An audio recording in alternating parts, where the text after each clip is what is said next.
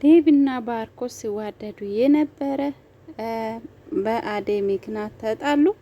እንግዲህ አደይ በአሁኑ ሰዓት ትክክል አላደረገችም። ከባርኮት ምንም ሳታጣራ ገብታ እኔ ካሁኑ በኋላ የባርኮት ፍቅረኛ ነኝ እያለች እንግዲህ ዴቭን ልቡን አደምታለች። በጣም ያሳዝናል። እንግዲህ አደይ ወስናለች ከባርኮት ጋራ መሆን አለብኝ ብላ በደስታ ባርኮትን ተቀብላለች።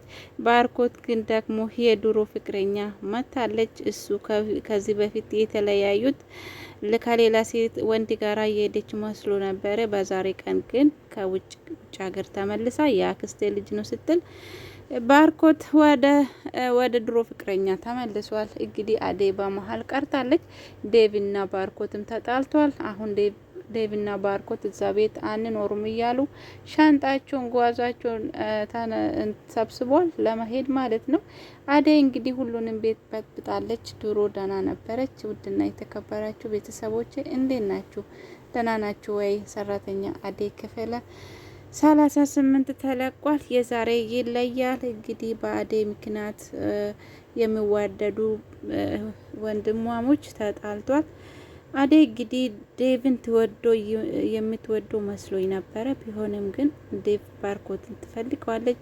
ባርኮት እንደ ወንድም ነበረ የምታየው። ባለፈው በክፍለ 37 ልብስ ገዝታላት ወጥተን እናወራለን ብሎ ባርኮት የአደይን እጅ ይዞ ወጥቶ ሲሄድ እዛ እንግዲህ የፍቅር ጥያቄ አቀረበለት። እሷም ደግሞ ተቆጥታ ወደ ቤት ስትሄድ ወደ ቤት ስትገባ ደግሞ ለፍቅር እኔ ካሁኑ በኋላ የባርኮት ፍቅረኛ ነኝ፣ እዚህ ቤት የፈለኩ ማድረግ መብት አለኝ እያለች ነበረ። ቢሆንም ግን ባርኮት ያልሆነ ነገር አጋጥሞታል። ከዛ ካፌ ሳይነሳ የድሮ ፍቅረኛ መታለች። መጥቻለሁ አገኛለሁ ብዬ አላሰብኩም ነበረ። ያ ጊዜ እንግዲህ አንተ እንዳሰብኩስ አይደለም። ለረጅም ጊዜ አንተ ፈልጌ አጥቼ ነው። አንድ ላይ ያየህን ልጅ ያክስቴ ልጅ ነው። እሱ ፕሮሰሱ ስለጨረሰልኝ አንድ ላይ ስለሆነ ለዛ ነው ሌላ ነገር እየመሰለክ። ስለዚህ እኔ እወደዋለሁ እያለች ነው። ሌላ ፍቅረኛ አለክ ወይ ብላ ስጠይቀው ባርኮትም ደግሞ የለኝም አለ። እንግዲህ አደይ እምቢ ስላለች ይሆናል። አሁንም ደግሞ ኤላ ጋር ሄዶ የድሮ ፍቅረኛዬ አሁንም ስሜት አለኝ እውነት ከተናገረች በኋላ በቃ እሷን መቀበል አለብኝ እያለ ነው። ግን ደግሞ ቾክዬ ለአደይ እንደዚህ ባልል ኑሮ ጥሩ ነበረ፣ ከዴቭ ጋራ መጣላቴ ነው አሏል ብሏል። እንግዲህ እውነት ነው። ዴቭን በጣም ነው እየተጎዳ ከምንም በላይ። ባርኮት ግን ዴቭ ከዚህ ቤት ሳይመጣ በፊት ነው እኔ አደይን ያፈቀርኳት ብሏል። ግን አምቆ የያዘ ፍቅር ነው።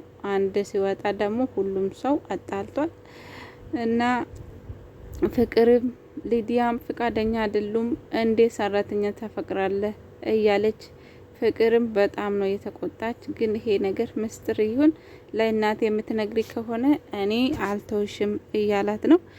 ብቻ በቃ አደይ ግን ባርኮት ስለጠየቃት ብቻ ደስተኛ ነበረች። ቢሆንም ግን ተቃራኒ ሆነ ቢሆን ጥሩ ነበረ። ግን ዴቭ ደግሞ በአደይ ፍቅር ተጎድቷል፣ ከባርኮት በላይ ማለት ነው። ዴቭ በጣም ተጎድቷል። የምር ከባርኮት በላይ ዴቭ ያፈቅራታል ብዬ አስባለሁ። ይሄ የባርኮት ፍቅር እኮ ሁለት ልብ ሆነ። ወዳው ልጅቷ ስትመጣ ተቀየረ። ፍቅር ግን ከዚህ በፊትም ፍቅር ውስጥ ነው የነበሩት። ቢሆንም ግን ፍቅርን ጣልቷታል በቃ እና ሁሌ አደይ ነው የሚያስባት። እኔ ዛሬ እንደተረዳው እንደሆነ ዴቭ አደይን በጣም ያፈቅራታል በቃ ከባርኮት በላይ። ባርኮት እኮ ሀሳቡን ቀይሮታል በቃ። አደይ ግን በቃ እንደ ፍቅሩን እንደተቀበልኩ ነግረዋለሁ እያለች ተዘጋጅታለች። ግን ሁለቱም ከተጣሉ በኋላ ባርኮትም ሻንጣውን ሰብስቦ ተነስቷል።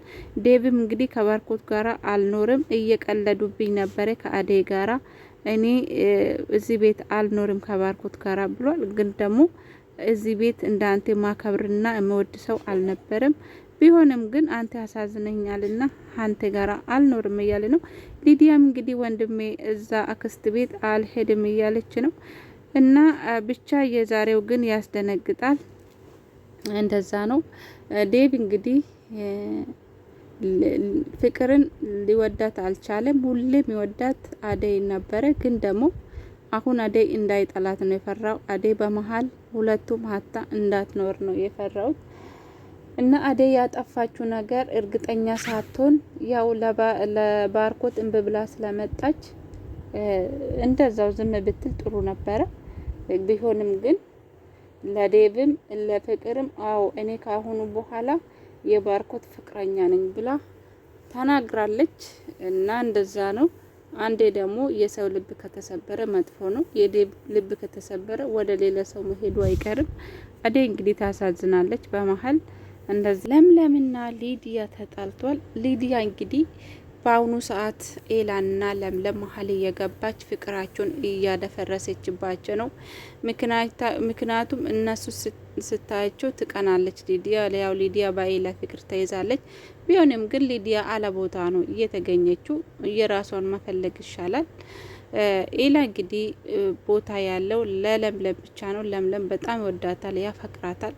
በዛሬ ቀን እንግዲህ ውሃ ጨው ውስጥ ጨምራ ነው እየሰጠችው ለምለም ለሊዲያ። ሊዲያ ውሃ ፈልጋለሁ ስትል ሊዲያም ቀንታ ነው።